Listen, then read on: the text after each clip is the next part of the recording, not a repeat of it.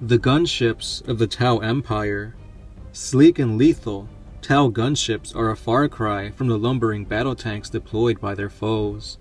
Held aloft by a gravity cushion and sent soaring into battle by vectored jet thrusters, Hammerheads and Sky Rays combine the twin principles of maneuverability and overwhelming firepower so valued by the Tau. The Sky Ray can fire volleys of lethal seeker missiles to obliterate its targets.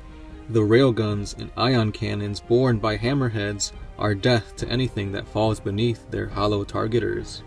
Squadrons of gunships accompany most hunter cadres in the field, and are tasked with the swift elimination of enemy tanks, armored walkers, and hulking monsters. These vehicles are a welcome sight among fire warriors and battlesuit teams alike, for the crews of the Tau gunship are expert pilots and dead-eye shots, their powerful weaponry more than sufficient to reduce even the most fearsome enemy war machine to smoldering wrecks. Each gunship is outfitted with all the latest Earth-cast advancement, intelligent repair systems, and countermeasures are common, among with targeting arrays, high-grain sensor suites, and countless of other enhancements. In addition, each mounts a pair of gun drones upon its hull, the sleek machines always ready to leap to their parent gunship's defense with guns blazing. Now before we move on to the other vehicles, I have to talk about Longstrike, the ace of the Hammerhead. Longstrike, renowned for his exceptional aim, master gunship pilot Shazla Tao Shaang is a Firecast's most lauded tank ace. Innately skilled in the handling of Hammerhead gunships, Longstrike earned his fame upon the world of Tros. As part of an armored introduction cadre, he was assigned a contingent fighting in the western deserts. There, over the arid flatlands, the Hammerhead gunships clashed for days with a force of Lehman Russ battle tanks that outnumbered them at least 6-1. Shasang Talisera, his bondmates, were slain to the last, their gunships blown apart and their bodies ground beneath heavy Imperial treads. Yet Longstrike fought on, littering the plains with blazing wrecks until finally a flight of razor-shark strike fighters swept in to annihilate the last of his foes. It was in recognition of his heroics on Taros, as well as a string of other victories, that Longstrike was chosen to wear the experimental XV-02 pilot battlesuit. So equipped, the renowned pilot hit the battlefields of Agrellan with a vengeful fury, taking a mighty toll upon the murderous race that had slain his comrades upon the burning plains. The TX-4 Piranha. The ground whips by beneath the Piranha as it speeds into battle, broken ruins and alien undergrowth flickering past in a blur. Enemy fire bounces harmlessly around the hurling skimmer, the Piranha's pilot deftly evading incoming shots with the aid of his counter-ballistic helm suite. As he closes in on the foe, the craft's gunner selects his targets, gloved fingers dancing across his controls as he triangulates firing solutions in concert with the Piranha's attached gun drone. Foes scatter, or else try to swing their weapons to bear as the Piranha sweeps down upon them. Yet between the skimmer's blistering pace and resilient hull plating, the enemy's efforts come to naught. With wayward shots sparkling and whining from its prow, the Piranha dives over the heads of the foe, pulse carbines and burst cannons chewing a three-pronged trail of destruction through their ranks. Even as torn and blasted bodies are trembling in its wake, the Piranha darts away, boosting into the distance at breakneck speeds before banking around for another pass. Such is the fast-strike way of war at which the Piranha excels. This lightweight craft has been a favorite of the Firecast ever since its introduction during the Second Sphere expansion, swiftly proving worthy of praise heaped upon it. The Piranha is fast-moving and extremely hard for the foe to hit. Furthermore, its weaponry allows the Piranha to punch well above its weight, either using burst cannons and gun drones to slaughter enemy infantry, or a prow-mounted fusion blaster to blow apart battle tanks many times its own size. When operating as lone hunters, these vehicles are dangerous enough, but when fielded in teams, they become truly lethal. Piranha crews increase their strategic versatility by working closely with Pathfinder teams in the field, able to swiftly close on the Piranha's forward positions, and taking advantage of the targeting data transmitted by the scouts as marker lights. Piranha teams appear as if from nowhere and execute blistering strafing runs. Enemy infantry and armor that believe themselves on the cusp of wiping out the troublesome Pathfinders are instead annihilated amid the blistering explosions of a sudden ambush. This sort of strategic quick thinking is typical of Piranha crews, who are trained to rely heavily on their instincts and are allowed considerable operational flexibility on the field of battle. Places within the Piranha training programs are highly contested, and those who successfully graduate enjoy enhanced status among their fire caste comrades. The vehicles of the air caste. When the Tau make war, securing aerial superiority is one of their first priorities. Control of the skies not only frees up the hunter cadres to enact their complex strategies without worrying about attack from above, but also allows the air caste to switch from aerial interdiction to ground attack roles in support of their fire caste comrades. It is often the attack shoals of the air caste that are first loosed on an enemy world, sweeping down in great waves to clear the skies of foes. Anti-aircraft defenses are blasted out of existence from low orbit, or else marked for punitive strikes by teams of stealth or crisis battlesuits. Plasma bombs fall like rain upon enemy airfields, ripping apart landing pads and runways, and blasting Prometheum silos and grounded fighters into blazing wreckage. Those enemy aircraft that make it aloft find themselves running the gauntlet amid swarms of perfectly coordinated Tau attack craft. The aircast pilots maintain meticulously calculated formations and lay down lattices of interceptor fire that soon see even the largest and most heavily armed enemy craft spinning groundwards like flaming comets. By the time the ground war begins in earnest, enemy air assets have been reduced to a ghost of their former strength, and the skies now belong to the Tau. It is at this point that shoals of stun strike bombers switch from targeting to foes' ground forces. These swift-wing craft are employed in place of artillery, supporting their fire-cast comrades by executing deadly attack runs that shatter enemy infantry and fire support platforms. Each Sunshark incorporates a pulse bomb generator that takes up much of its dorsal fuselage. This advanced microfactory generates and holds stable a shimmering orb of lethal energy. At the press of a button, this energy bomb can be fired at the ground to detonate amongst the foe with enormous force, leaving little but drifting ash and glowing craters to show where the enemy once stood. Exceptionally efficient, each pulse bomb generator can continue to manufacture fresh ordnance for its craft almost indefinitely without the need for rearming. Occasionally, the microfactory can slip out of optimal alignment, requiring reconfiguration before it can recommence production. To cover for this eventuality and to ward off enemy aircraft and armor, the Sunshark also mounts an array of missiles, its own networked marker light, and a pair of nimble interceptor drones. These diligent protectors can detach as required, hurling in to shoot down those enemy aircraft that threaten their mothership. Meanwhile, squadrons of Razor-Shark strike fighters engage targets of opportunity throughout the war zone. Fast-moving and hard-hitting, these potent aircrafts can dogfight when required, putting down the last of the enemy's aircraft amid blistering exchanges of firepower. However, like the Sunshark, these are primarily ground attack craft and have proven extremely successful in this battlefield role. In place of the Sunshark's drones and energy ordnance, the Razor-Shark mounts additional thrusters and a fearsome quad-ion turret.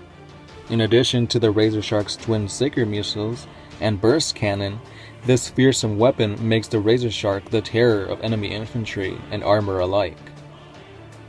The TY-7 Devilfish. Skimming swiftly across the battlefield, the Devilfish glides between smoking wrecks and blazing ruins. A resilient and versatile transport, it is the devilfish that affords the Firecast the mobility that they need to fight war in the Tau way. Formations of devilfish bear breacher teams into the heart of the foe to execute the final stages of the Manta strike. It is the devilfish that rapidly relocates fire warriors to new coordinates as part of each grand strategic maneuver, or they can punch through enemy lines with guns blazing in order to extract Pathfinder teams before they can get overwhelmed. These ubiquitous transports are exceptionally popular with the Firecast, and their courageous pilots are afforded great respect.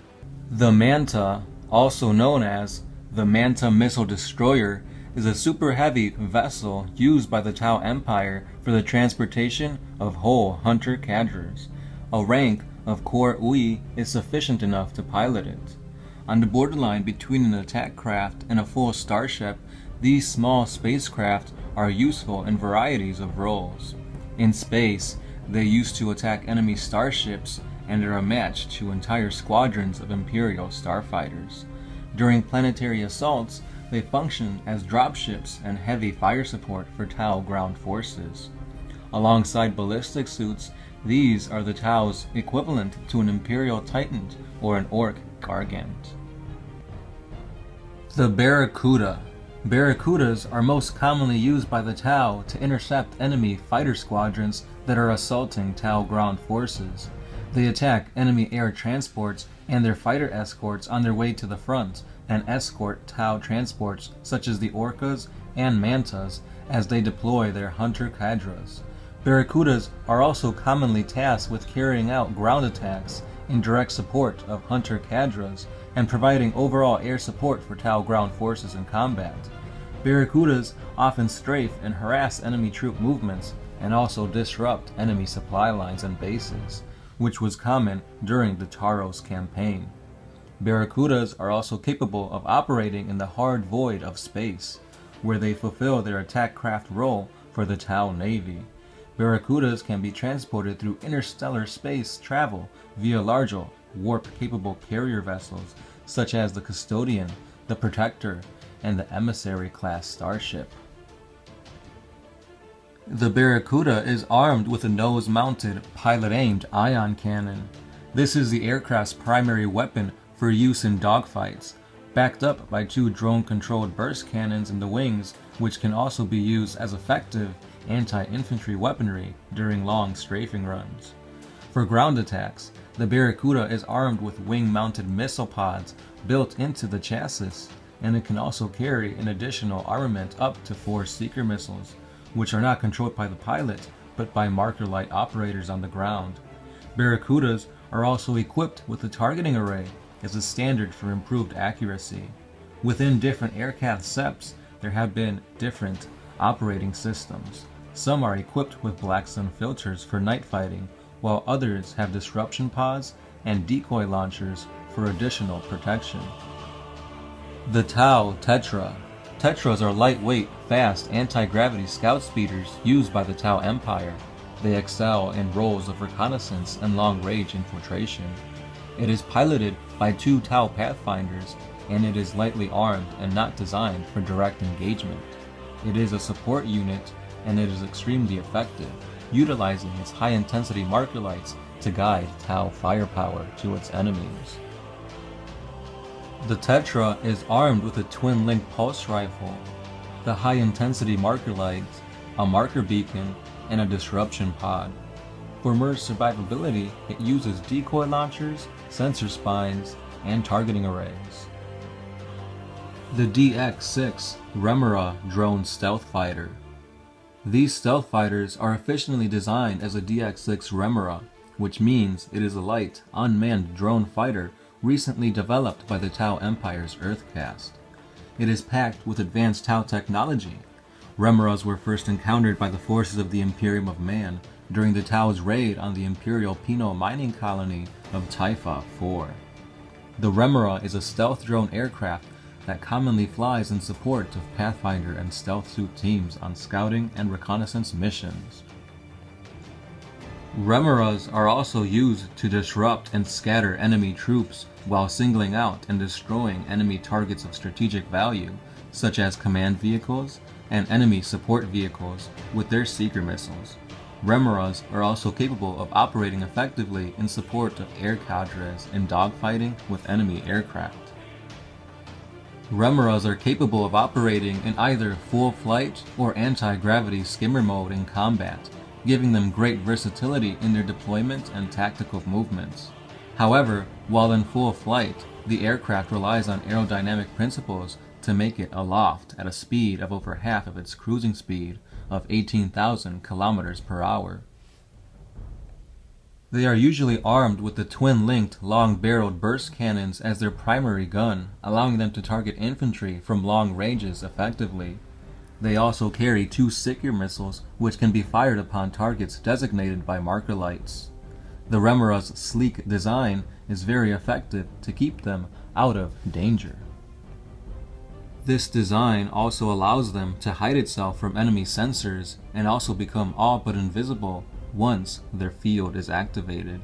It is because of the stealth field capacity that Remoras have a valuable tool in scouting and ambushing enemy forces while it remains unseen. The Orca.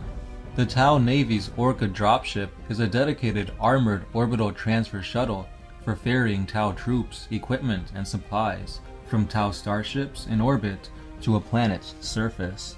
Unlike the Space Marine Thunderhawk gunship or the Tau's own far larger Manta, the Orca is not a frontline combat vehicle and is only equipped for self-defense. This is because its primary function is transporting troops, which usually takes place well away from any fighting. Orcas are well armored for their role and utilize the same known nanocrystalline alloy that is also used in many other Tau vehicles and aircraft. Utilizing the Tau's anti-gravity technology and powered by quad ramjets, the Orca is also fast and highly maneuverable despite its size and bulky appearance, allowing for a more rapid deployment of Tau troops. Orcas are generally equipped with twin-linked long-barrel burst cannons and a missile pod purely for defense. They also have targeting arrays for increased accuracy when fighting, and black sun filters for night vision, as well as disruption pods for more added protection. Orcas can hold up to the equivalent of 48 Tau fire warriors and their equipment, and 2 to 3 Orcas can transport an entire Hunter Cadra's worth of troops, drones, and battlesuits onto a planet's surface. The Tiger Shark AX-1-0 is a new experimental variant of the standard Tiger Shark's fighter bomber. It is a dedicated ground attack aircraft that carries ferocious firepower and was developed in response to encounters with the Imperium of Man's Titans and super heavy tanks. In field tests during the Taros campaign, it proved extremely effective at serving as a Titan buster for the Tau military forces. However, this aircraft is large and cumbersome and is always also deployed as a fighter escort for its own protection. This is partially due to the AX-1-0's potent weaponry, making it a priority target for the enemy pilots and anti-aircraft crews. This aircraft is armed with twin-linked heavy railguns, as well as twin-linked missile pods. A drone intelligence-controlled burst cannon is also mounted on each wing to provide extra firepower. It also includes a network marker light and a load of up to 6 seeker missiles.